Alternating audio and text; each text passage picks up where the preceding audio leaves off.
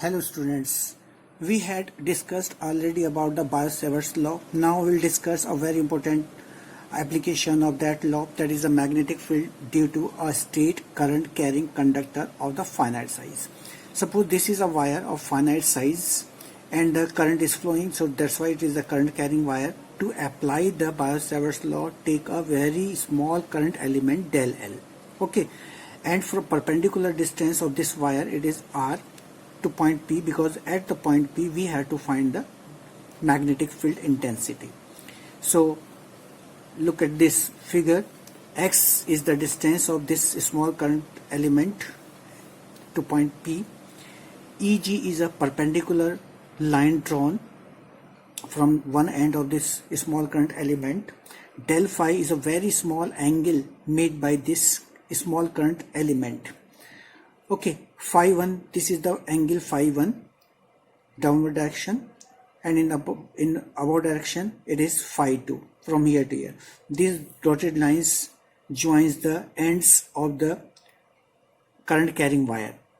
Okay, so using the Biot-Savart's law, del B, that is the small magnetic field at point P, it is the mu naught upon 4 pi I del L sine theta upon x square. If you see the diagram carefully, you can see EG is equal to, this is the angle theta. Okay, this angle is theta. So EG is equal to, what is this? This is the del L sine theta. Okay, this is a perpendicular line. So EG is equal to del L sine theta, and which is also equal to the x into del phi. This is a very small angle del phi. So x into del phi is equal to EG. Okay, it is clear. Now put here the value of the del L sine theta. So del B is equal to mu naught upon 4 pi I, and del L sine theta means x del phi upon x square. So x is cancelled. So I del phi upon x.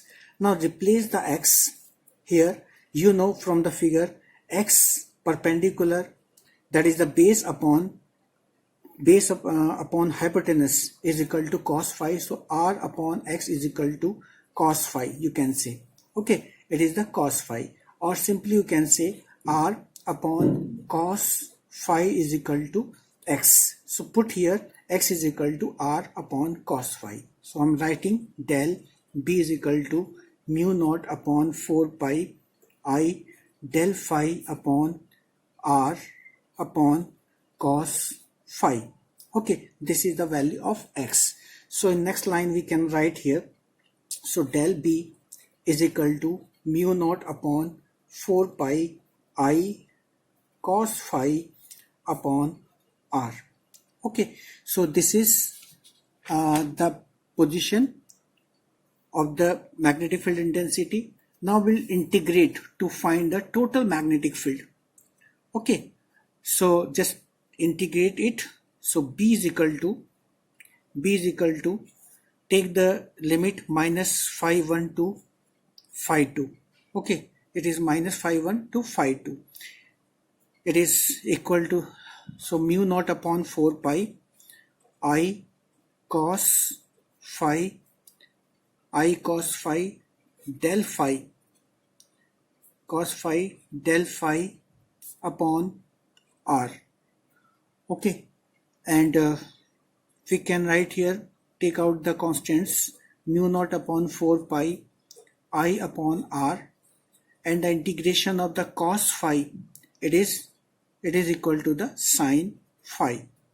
So sin phi minus phi 1 to phi 2, or here we can write is equal to mu naught upon 4 pi I upon R. So sin phi 2 minus sin phi 1. Okay, we can see here. Okay, upper limit minus lower limit. So sin phi 2 minus sin phi 1, it is minus. Okay, so minus will become plus. So simply we can say B is equal to mu naught upon 4 pi I upon R sine phi 1, because it is minus minus plus, so phi 1 plus sine phi 2. Okay, so this is the expression, desired expression in this case. Now we can discuss its special cases. Two cases we can consider here. I'm not using the next page. Here we can see, because the formula is written here, so it will become easy to understand. If we take the two cases, suppose the case first. Okay, when phi 1 is equal to phi 2, so suppose 90 degree. Okay, both are at 90 degree. Remember, if it is phi angle, if 90 degree means it will become like this. So this line and this line will become parallel, and here the above is also. So it was the phi 2. Suppose it is now this perpendicular. So 90 degree. This angle will become 90 degree. So it means the wire will become infinite. So for infinite wire, okay, infinite length of wire. So what will happen if we write the sine 90 here? So sine 90 means 1. So 1 plus 1, the formula will become B is equal to mu naught upon 4 pi 2i upon r. So this is the case when we take the length of the wire infinite. Okay, this is a case. Okay, and second case we can take case 2, when if we take phi 1 is equal to 90 degree and phi 2 is equal to 0. That is point P. Point P is near one end of the wire. Suppose point P is here. Okay, suppose here point P is here. In that case, what will happen? Phi 1, this angle, it will become the 90 degree, but the phi 2, okay, phi 2 will become this angle. This will become 0, because here you have to join. So it will become phi 1 will become 0. Okay, it is the parallel. It will be the parallel. So phi 2 is 0, suppose, and phi 1 is equal to 90 degree. Okay, I am taking a special case. So in that case, if you write phi 1 is equal to 90, sine 90 means it will become 1, and phi 2 means 0, so sine 0 is equal to 0. So what you will find here? You will find the mu naught upon 4 pi, and this is the 1, so I upon r. Okay, this is the second case of this special application of the Biot-Savart's law. Now after this important applications, we need to find the directions of the magnetic field also due to the current carrying wire. So we will use three rules.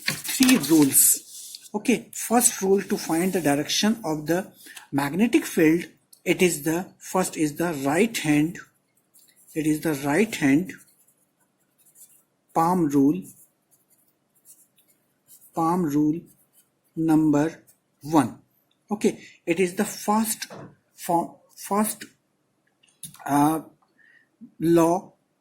rule to find the direction of the magnetic field. Now see how we'll use it. It is the right hand, so keep the thumb in the direction of current, or you can say keep your thumb in the direction of the flowing current carrying wire. Okay, like this, and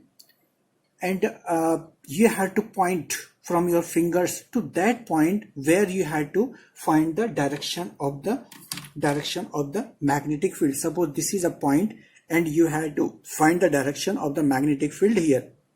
So keep the thumb in the direction of the current, like this, and point from the finger that point where you have to find the direction of the magnetic field. So the pushing direction at that point will be the direction of the magnetic field. So here the direction of the magnetic field is always in above direction. Okay, it is in above direction here. Clear? Okay, pushing direction like this. Keep the thumb in the direction of current. So at that point the direction of the magnetic field is pushing direction. So here direction of the magnetic field is in upward direction.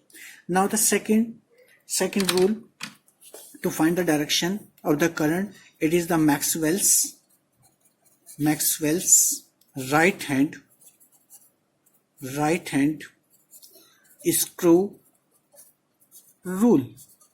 Okay, so screw rule means if you take a screw, okay, and when you move it, so in the forward direction, in which direction you have to rotate, like this. So this direction will show the direction of the magnetic field. This direction will show the direction of magnetic field. Okay, screw direction. Okay, in which direction you are rotating. Okay, you are rotating this direction. So this is the direction of the magnetic field, like this. Okay, you are rotating like this, a screw. Okay, so this is the direction of the magnetic field. This is the direction. Okay, this is like this. This is the direction of the magnetic field around this current carrying wire. Now come to the third rule, that is known as the right hand